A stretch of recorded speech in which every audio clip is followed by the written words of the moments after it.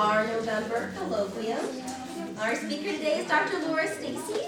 Dr. Steacy is an assistant professor of special education and also research faculty at the Florida Center for Reading Research. She got her doctorate from Vanderbilt University and got her master's of education degree from Queen's University in Canada. And her research focuses on the etiology, identification, and treatment of children with reading disabilities. And she is recently a recipient of an IES, Institute for Education Sciences Early Career Award. And her research for that award is looking at exploring new components for improving reading outcomes for children with dyslexia. All right. So please help me welcome Dr. Steacy. Thank you very much. So today I'm going to be talking about a program of research that I currently have that has the primary goal of helping children to read complex words. So we're going to talk about what I mean by complex words, but here we have two examples. So a word like cave is fairly straightforward if you have the decoding skills for that, but a word like Australopithecus, that's a pretty tough one. So we're going to be talking about words that are like that one on the right. So when I refer to complex words, I'm referring to a large class of English words in which the relationship between the print, the sounds, and the meaning are relatively opaque.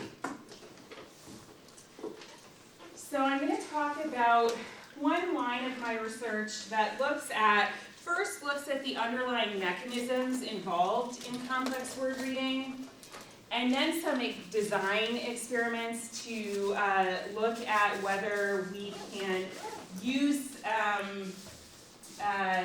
whether we can focus instruction on these underlying mechanisms and change them in children, and then with the overarching goal of larger intervention work. So what I'm going to talk about today are primarily the underlying mechanisms and some design experiments that I'm currently working on to understand how children read complex words and what we might be able to do to support them in doing that. So as children develop, they're exposed to lots of different kinds of words. And over time, they develop what's called an orthographic lexicon. So you can think of an orthographic lexicon as a store of word spellings. So anytime I'm referring to orthography, I'm talking about print. So over time, children go from having relatively few words in their orthographic lexicons that are not necessarily complete.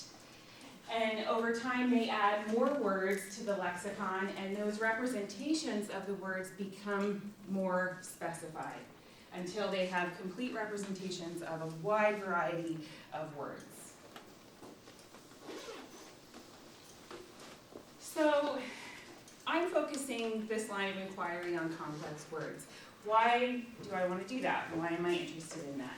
Here's an example. So this is an example of just a short excerpt of text that I took from a science textbook, and this is just a random paragraph that was, when I opened the book, it was on the page. This is just a random selection of text from a science book.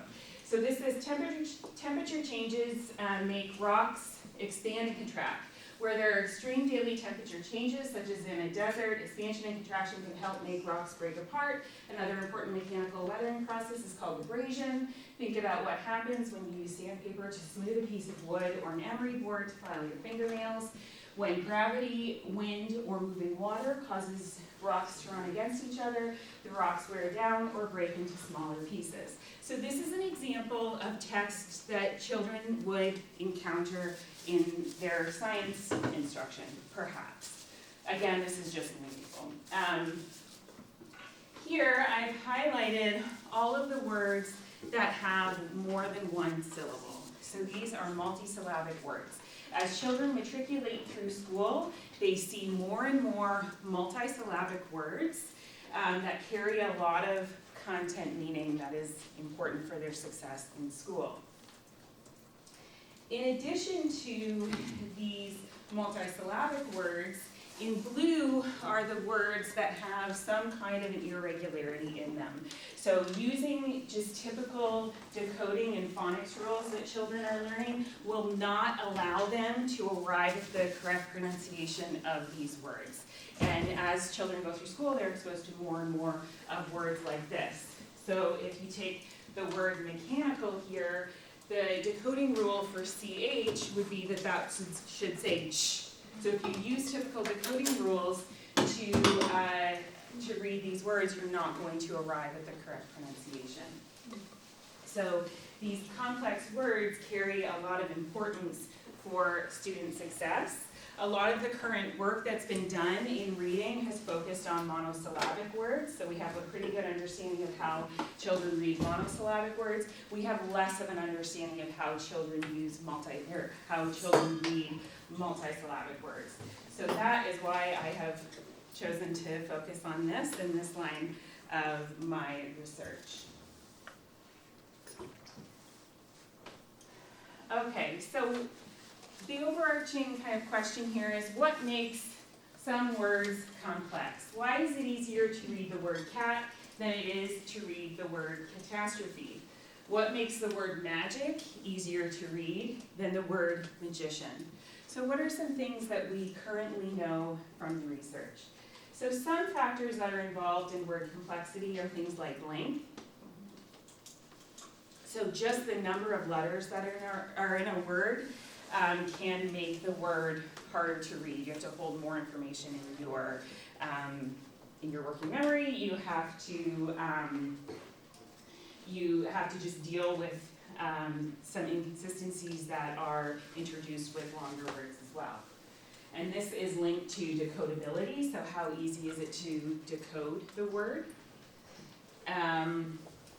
Abstractness, so the current research suggests that concrete words are easier to learn than words that are more abstract in their meaning. So an example of a concrete word would be like the word foot.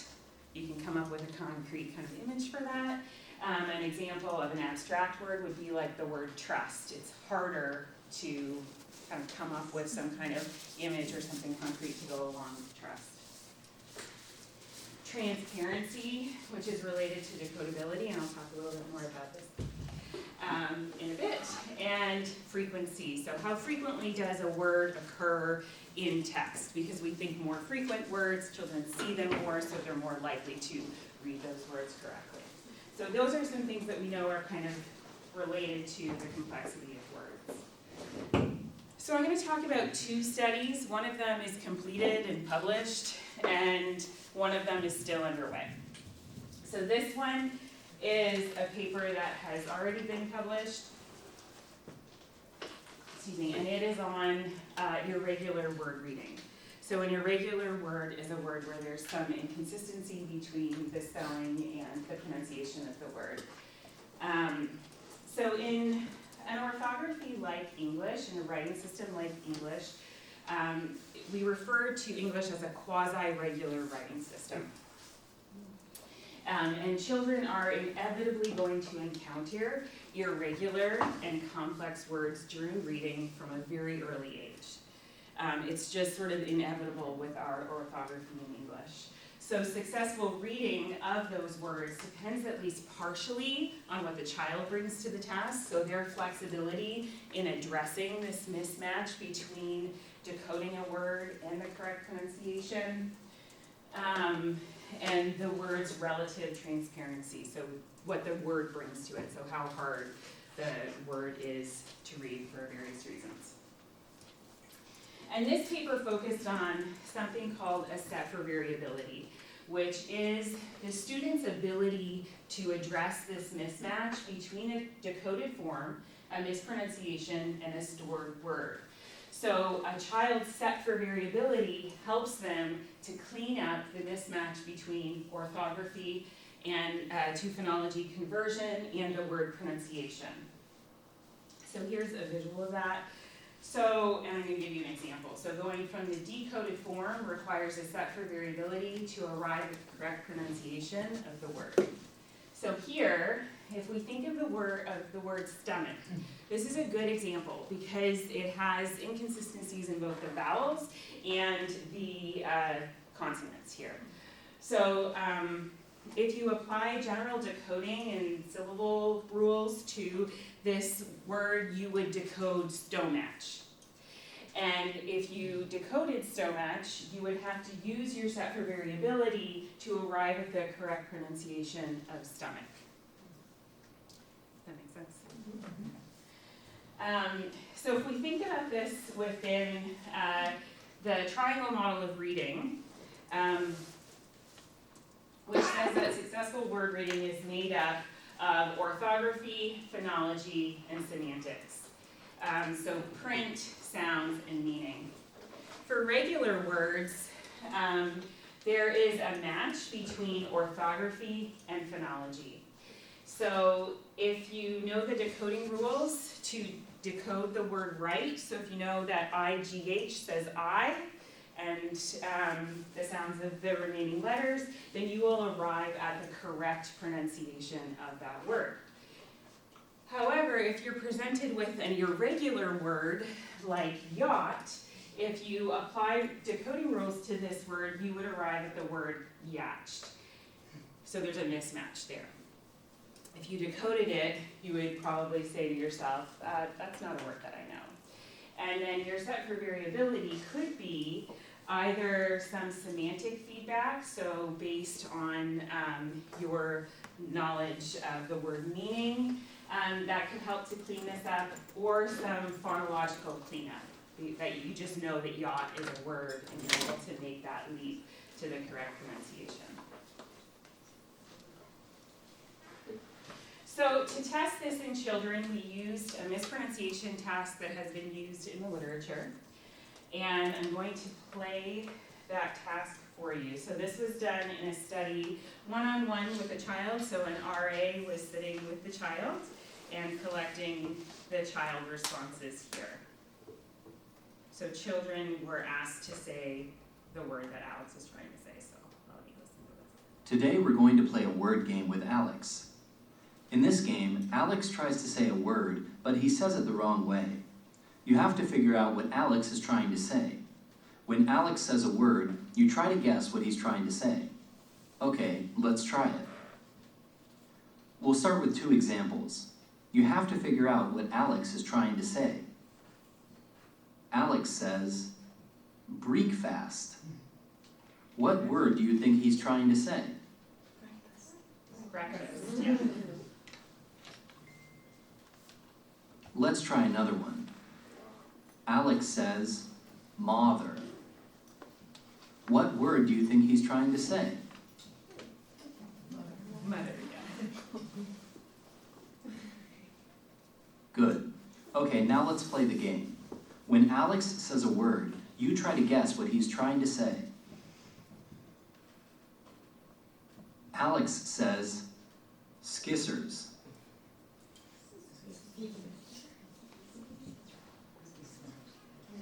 Alex says, muscles.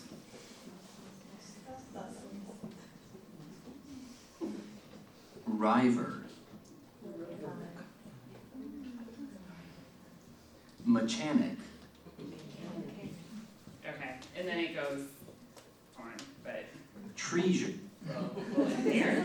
And the task is actually made up of 78 items. 75. Today we're going to play a word. Okay, so this mispronunciation task has been used by others in the literature.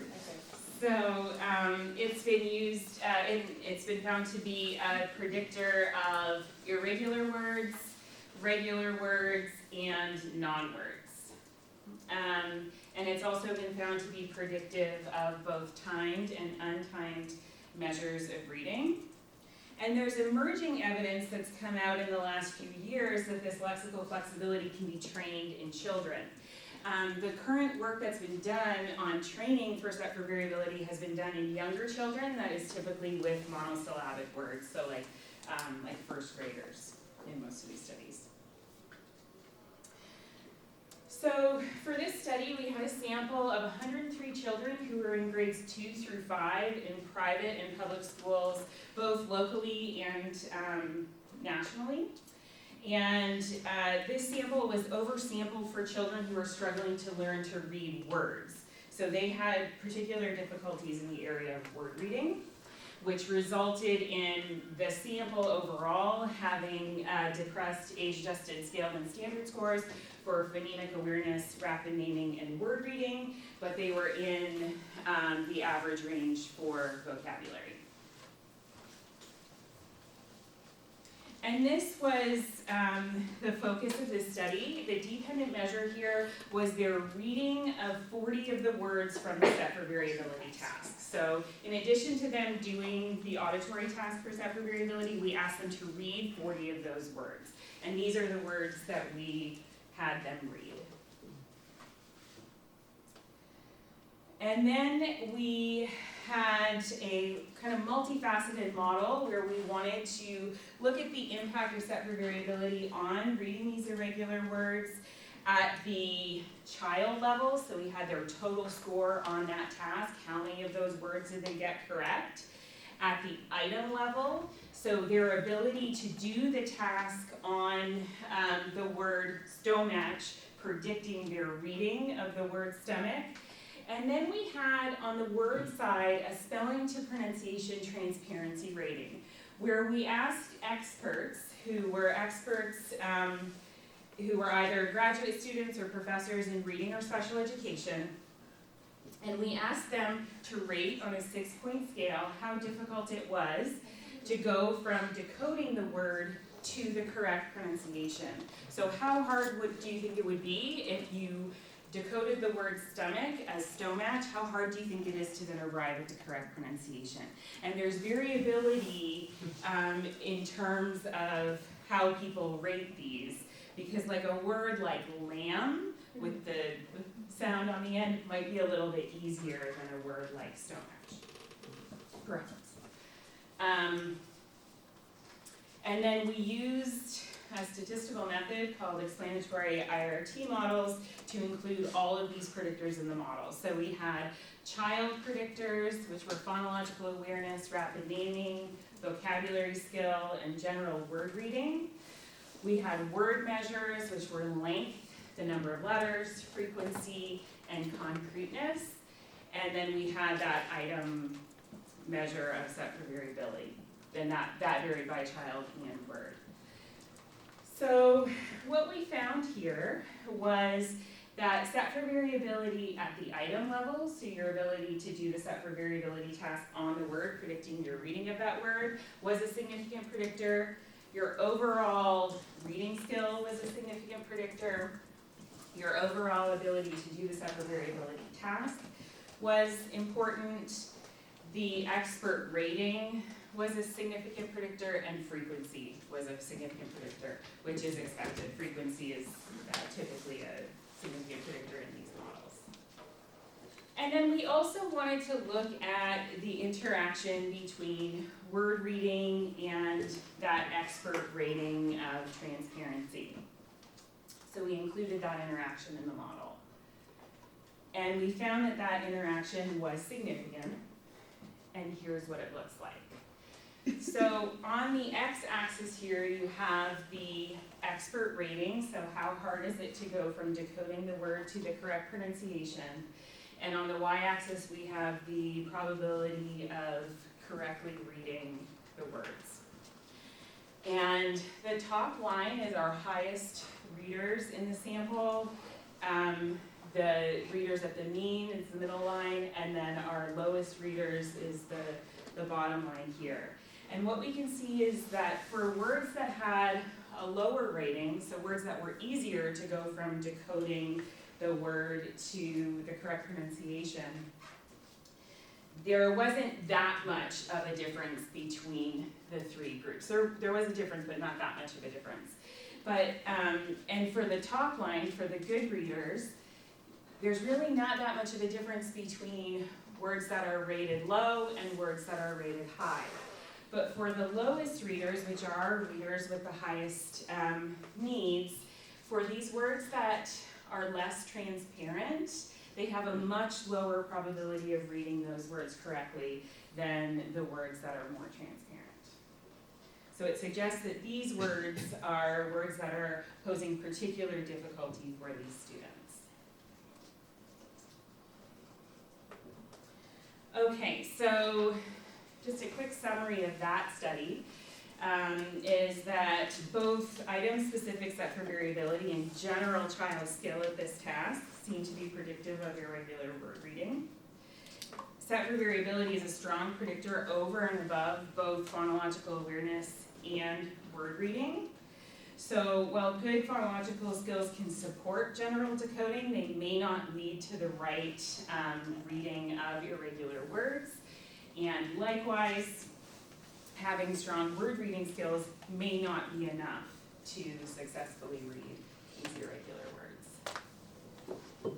So in this study, we speculate that the ability to complete this mispronunciation task is both an item-specific skill and potentially an important metalinguistic skill related to student success with reading these words. So if you are interested in this study, it's published now if you're interested in reading it, and if you're interested in chatting with me about it, I'm happy to do that too. So this, along with other work that I've done on irregular and polymorphemic word reading, led to the focus of the new grant that Veronica mentioned from IES. So this is called Project Wordy, which is word reading in students with dyslexia. And the longing for this grant is instructional supports for students with dyslexia learning to read complex words. So I'm going to talk a little bit about that. This grant just started, so we're in the planning phases of it, so we don't have any data or anything on it yet. But I'm going to talk to you a little bit about what that process has been like and some of the work that we've been doing on that. So if we think of the triangle model again, and looking back when we talked about irregular words and the mismatch between the orthography and the phonology here, we can also think about that in a word, a polymorphemic word like magician, where there is a mismatch between the orthography and the phonology here as well.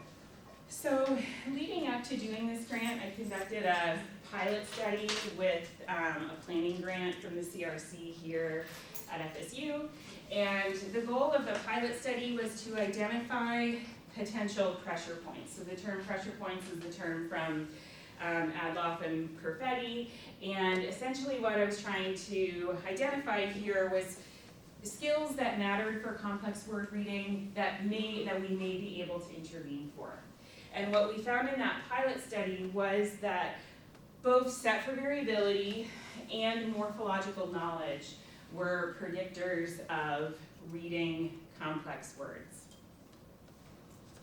So when I'm talking about morphological knowledge, so I already talked about set for variability, our measures for morphological knowledge were 4 different morphology measures. One of them was a morphological relatedness task, where we asked children, does the word teacher come from teach? Does the word corner come from corn?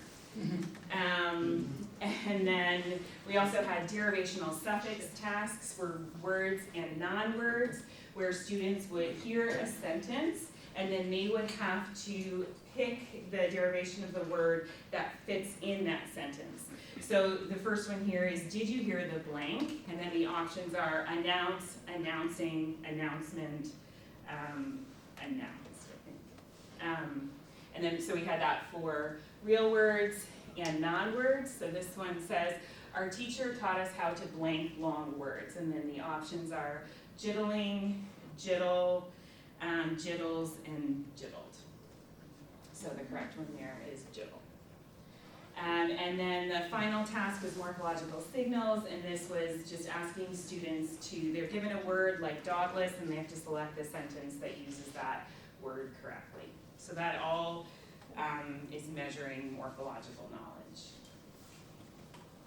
So our preliminary analyses told us that morphological knowledge and set for variability appeared to be important on the child side, and then our results also indicated that these things were important on the word side. So that transparency rating, again, was important.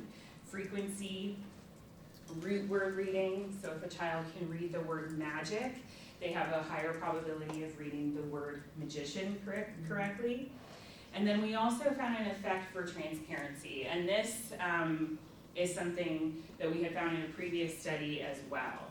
And so when we talk about shifts in multisyllabic word reading, we can have different kinds of shifts. So we can have no shift, so when we add an ending like ly to the word entire, we get entirely, but there's no change to the way that entire sounds or is spelled.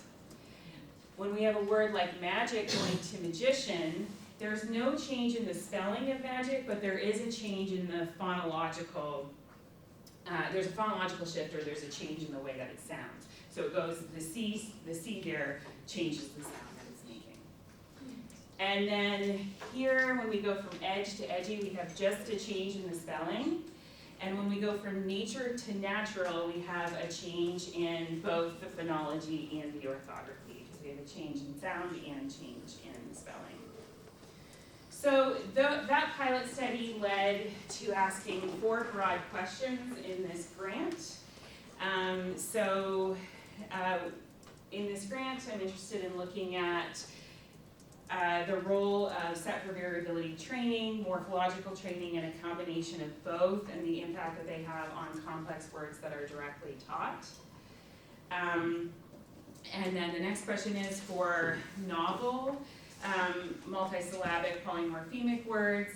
Are there between group differences on how children read words that contain those shifts, require morphological knowledge, and words that both contain a shift and require morphological knowledge? And then what word level predictors are important? And are there differences in the impact of the training depending on child skills and word features? So if we look back to the triangle model, all of the students who are included in this study will be getting strong decoding instruction. So most of these students are at schools for children with learning differences, with a primary focus on supporting children with dyslexia. So they're in programs where they're getting pretty good phonics instruction. The morphological training that I have in this grant is focused on strengthening this connection between orthography and semantics. And then the set for variability instruction is focused on strengthening the connection between phonology and semantics. So this is the logic model for this grant. So we have 3rd to 5th grade students with dyslexia. They're exposed to complex word training in the form of either morphological training, set for variability training, or a combination of both. And the thinking is that that training will lead to increased morphological knowledge, increased orthographic to phonological flexibility, like set for variability, and then fewer cognitive resources devoted to word reading. Those 3 things together will lead to overall improved complex word reading that will lead to improved reading comprehension that will then lead to greater school success. So that's the overall logic model here. This study has evolved a little bit, and it now contains 2 experiments. For the first experiment, we're just going to be experimentally manipulating the set for variability piece. So students will have a pre-testing session, students will be randomly assigned to conditions, so they'll be randomly assigned to either set for variability training or a control condition where they're just exposed to hearing the words, and then they'll have a post-test session. After experiment 1, we will do experiment 2, where students will participate in a pre-testing session. They'll be randomly assigned to one of 3 conditions, which will be morphological training, set for variability training, or a combination of both, and then they will be post-tested. So in experiment 2, that's where we bring in the morphological piece. And the morphological training is, that's an instructional approach that's been used pretty widely to teach these kinds of complex multisyllabic words. So I'll just add one thing. So here we're just looking at whether set for variability training kind of adds anything to that. So for this project, I will have 3 different dependent measures. So we'll test the words that are taught in the intervention. We'll test near transfer words that have taught root words and suffixes, but they haven't been taught in those combinations. And then a far transfer measure of general multisyllabic polymorphemic word reading. So here are some of the intervention components. I'm not going to spend too much time on this. That'll be for like the next talk after the project is done.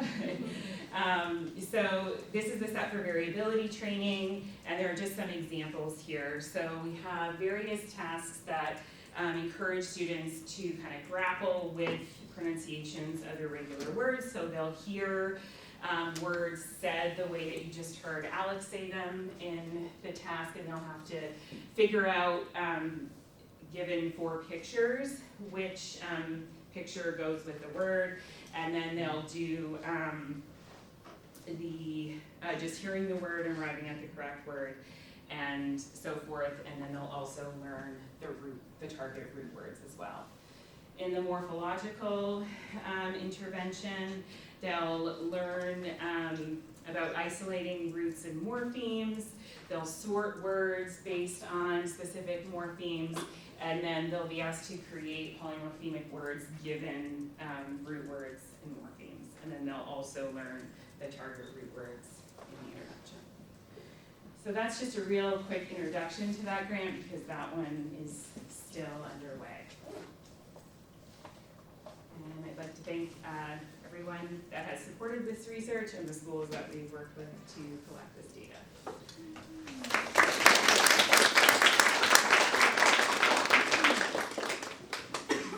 We have time for questions. Right, we have questions for Dr. Steacy.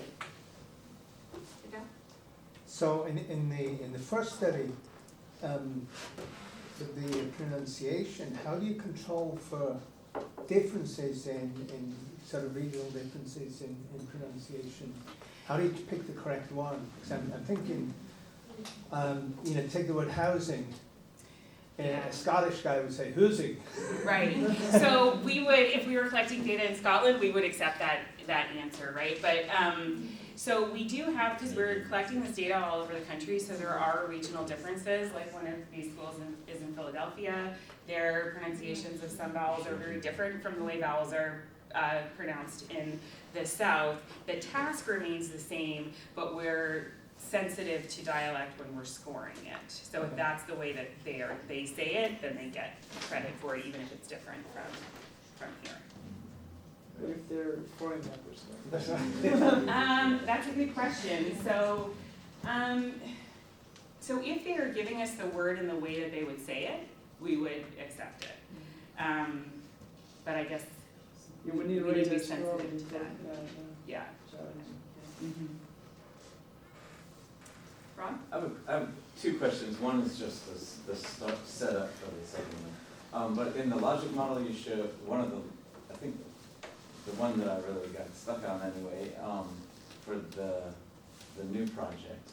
Yeah. My question is, do you have empirical evidence that sort of to support this model for students who are not identified as dyslexic?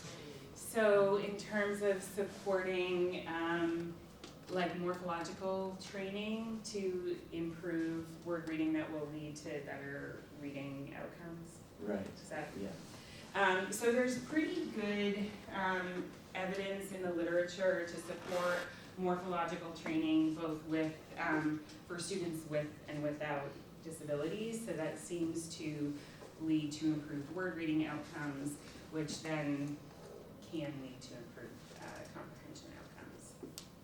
Okay. Does that? So then, yeah, I think so. So I assumed that was the case, but I wasn't sure. So my question then, and I am not an expert at all in dyslexia, but my understanding is that it's different, like the processing is different. right, in the brain than a Yeah, sort of it's normal, neurologically based, yeah. typical one. Mhm. So what would a null result tell you then?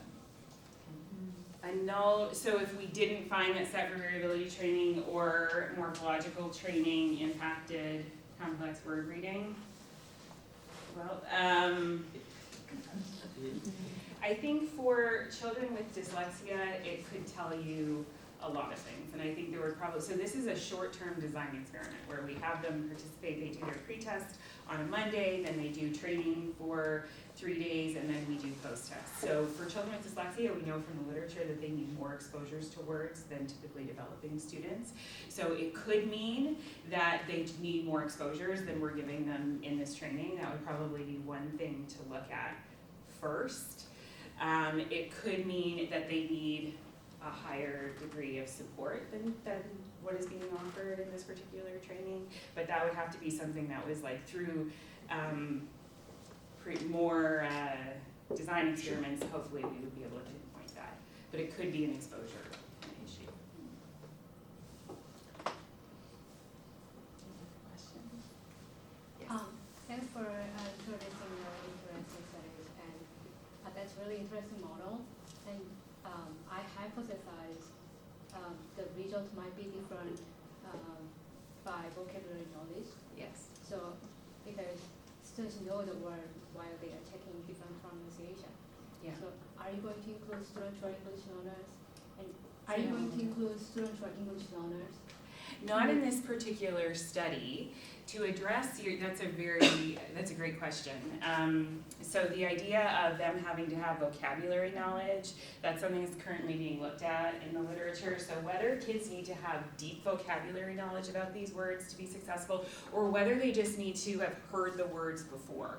So do you just need to know that yacht is a word to arrive at the correct pronunciation, or do you need to have deep knowledge of what a yacht is, right? And there's some sort of conflicting evidence within the literature around that. And we have collected in previous projects familiarity data, so we asked children if they've ever heard these words before, and we include that in the model. But the idea of whether they need deep knowledge or not is really a very interesting one. Deep knowledge, you mean the knowledge of, seeing a song, yacht. Yeah, like being able to define it or tell you more about it, yeah. I have, one question is about the intervention related to the set for variability.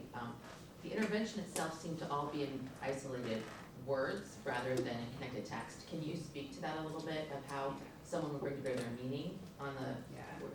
So that's a really great question, and I meant to address those at the beginning. So what I've been looking at in this line of inquiry is about isolated word reading. That's not to say that work in connected text is not important, or especially for kids with dyslexia. This just happens to be the focus. And then previous interventions for set for variability, like the work by Rob Savage and Dyson and Hume and others, that has all been isolated words.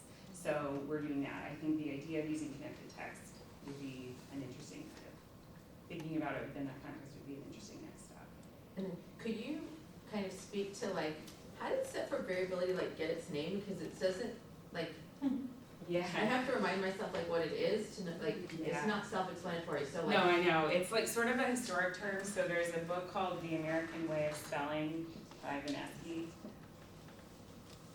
It's used in that, but he was not the first person to use it.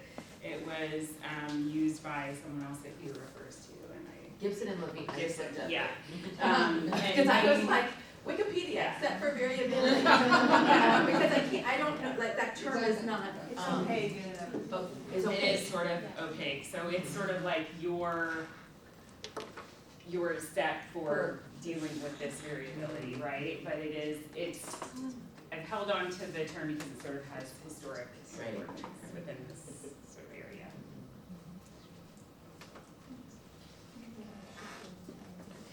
The task itself, other people, so Dr. Cowell, just to expand on that, the task itself is referred to as a mispronunciation task.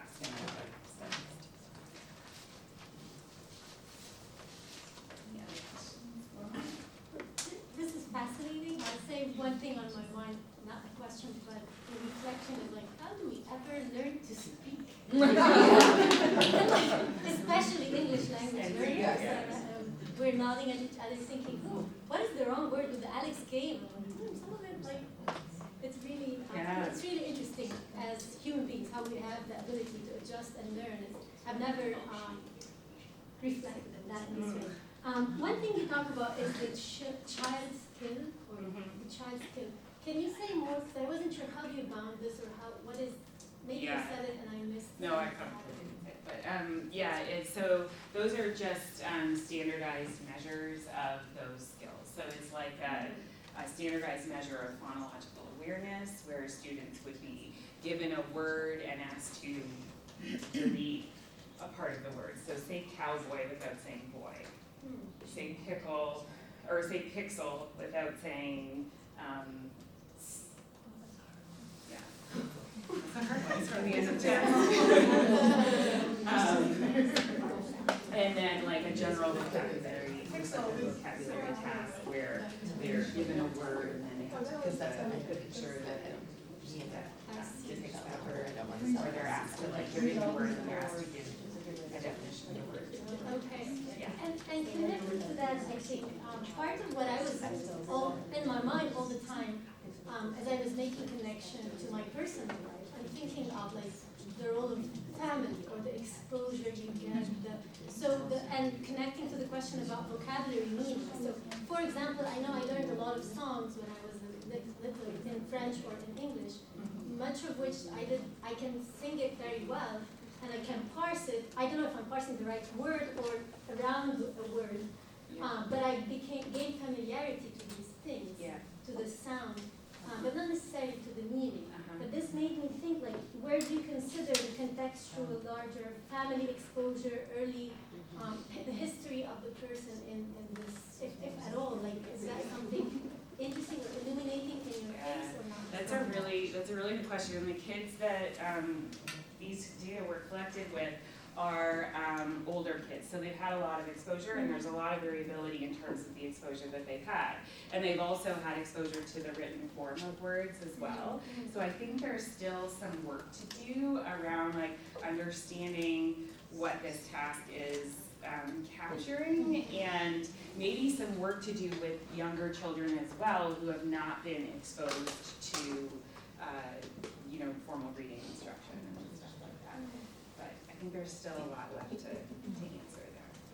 So the set for variability task has been highly correlated with word reading in our data, so at about a correlation of 0.7, which is pretty high. So I bet there's still a lot of work left to be done to understand what that actually means.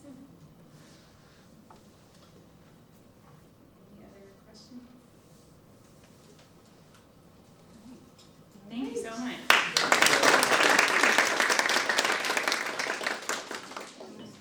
Thank you all for coming. We still have lots of pizza, and we'll want to take pizza to go.